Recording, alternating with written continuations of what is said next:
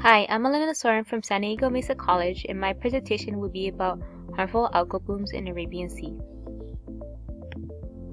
The overview. This presentation will be broken down into 5 major components. First, background information. Second, HABS in the Arabian Sea. Next, the geographical location of the Arabian Sea. The fourth concept will cover major factors and issues that play into HABS and their emergence in the Arabian Sea. Finally, I'll conclude with the future outlooks and the long-term effects of HABS in the marine environment.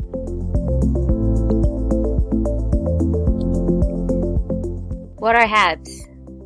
HABS are a dense population of single-cell platonic microorganisms that contain chlorophyll and make their food through photosynthesis. There are 3 main types of HABS. One is cyanobacteria, which are mainly found in fresh water. They look like floating paint and colored bright green. Second are dinoflagellates, which are marine species and cause red tides, although their colors can vary from green to brown or red. Third are diatoms. These are marine and freshwater species and are generally colored golden brown. What causes HABS? For one, HABS can occur under a trophic condition when there's an excessive amount of dissolved nutrients combined with warmer water temperatures. These high levels of nitrogen and phosphorus in the water encourage the reproduction and growth of algae. This also occurs in slow-moving surface waters during the summer when there is no rainfall. The second cause is that global warming does play a huge factor, and therefore scientists expect HABS to become more frequent, wide-ranging, and severe over time. How do HABS affect biodiversity? HABS can have a negative effect on biodiversity. When a HAB dies, it decomposes under the water and it depletes oxygen in the water, which can kill fishes. Furthermore, a dense bloom of living algae can block sunlight from reaching seaweed and seagrasses deeper in the water. Second, HABS can damage a population of animals that drink the water. The HABS can create an abundance of harmful inorganic chemicals such as ammonia, nitrates, hydrogen sulfide, which produces a foul odor and can negatively affect the physiology of animals. Third is the eutrophication process. When there's an excessive amount of algae decomposes, it strips oxygen from the water. It sets off a chain reaction up in the food chain throughout the marine ecosystem, affecting commercial and recreational fisheries, leading to smaller harvests and more expensive seafood.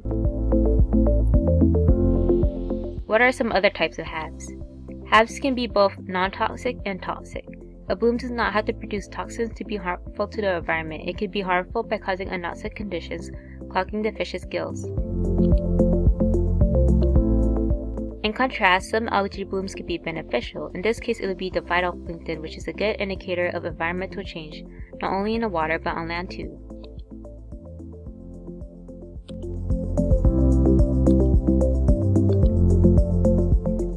Nautiluca sinolens is a non-toxic dinoflagellate species, also known as sea sparkle. Since it emits light, it grows explosively in patches in the Arabian Sea and has an extraordinary capacity to survive and eat diatoms, which traditionally support the Arabian seafood web. Nautiluca hosts thousands of photosynthesizing embiotic algae cells with its bulbous, transparent, greenhouse-like cell. The green embryont provides energy from photosynthesis, but the Nautiluca's tail-like flagella allows it to grab any microscopic plankton from the surrounding waters as additional source of food. This allows them to thrive for months in the water. They also persist because Nautiluca is not preferred food for species of larger organisms. This can largely disrupt the region's marine food chain and threatens the area's fisheries, leading to economic damage. Furthermore, Nautiluca creates a better condition for toxic algae to bloom in. Even though human illnesses caused by HABS are rare, their biotoxin can cause critical organ damage and even fatalities. For instance, an algae called Alexandrium can cause paralytic shellfish poisoning, which results in paralysis and even death if people consume shellfish contaminated with its biotoxin. Another algae, Pseudoanisea, produces a domoic acid causing vomiting, diarrhea, confusion, seizures, permanent short-term memory loss, and even death in humans when filter-feeding shellfish harvested during a bloom are consumed at high levels. Microcystis causes gastrointestinal illness and liver damage in animals drinking fresh water containing this species. HABS in Arabian Sea. Nautilus sinolens is the main cause of excessive algae growth in the Arabian Sea. This species was absent from the sea 20 years ago but has become abundant in recent years and has outcompeted beneficial diatoms. This is due in part to the fact that it can survive by eating microorganisms and is not fully reliant on photosynthesis for its nutrition. The Arabian Seas. India has an extreme climate change due to its position between the Arabian Sea and the Himalayan mountains. This makes it a good environment for HABs to thrive in. The first major factor in issues are the monsoon winds. A monsoon is a result of seasonal difference in heating of the land and water in low latitude climate zones, which set up winds that blow from the area from high to low pressures. In the winter, monsoons usually blow from the Himalayan mountains into the sea. This is also called a dry phase because the wind is composed of cool, dry air. During the wet phase in the summer, warm, moist winds blow from the water onto the land. This can cause drastic changes in precipitation and temperature patterns of the area. This also can cause heavier than usual rainfall, which leads to flooding over the land.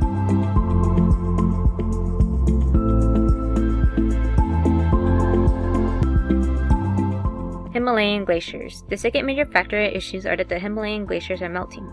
The rise of Nautilus in the Arabian Sea has been linked to the melting of Himalayan glaciers and weakening winter monsoon winds.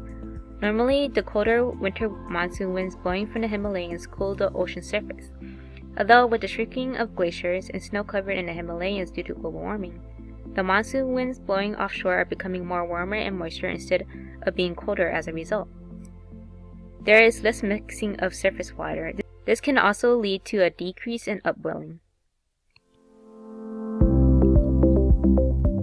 The deep waters that rise to the surface during upwelling are rich in nutrients. These nutrients fertilize the surface water and encourage the growth of phytoplankton, which also are a good food source for marine animals. With a decrease in fertilization in the upper layers, phytoplankton such as diatoms are at a disadvantage. Although this can also create a perfect environment for Nautilus that does not rely on sunlight and nutrients. The third major factor in issues are the economic impact. It has the potential to impact commercial and recreational fisheries, overseas trade, and can damage coastal communities. To look at this from a global perspective, the impact of HABs can have a great social-economic application for the Indian subcontinent and the Middle East. Water contamination and loss of livelihoods are the consequences of prominent and lasting occurrence of HABs. According to the National Institute of Environmental Health Science, fisheries that are closed due to HABs can lose millions of dollars in revenue weekly. During algal bloom in Oman, desalination plants, oil refineries, and natural gas plants are forced to scale down production due to jellyfishes that swarm to feed on them, which block the water intake system. Another economic impact are the native inhabited homes that live in the area. HABs can deprive these people from clean drinking water, alongside with the factor of the Himalayan mountains melting, which can cause the land to become very dry. It is impacting the aquaculture necessity for food sources such as cash crops and to trade locally and regionally. Future outlook. While HABs are a natural phenomenon, they have become more frequent over the years, more long-lasting, and has occurred all over the world.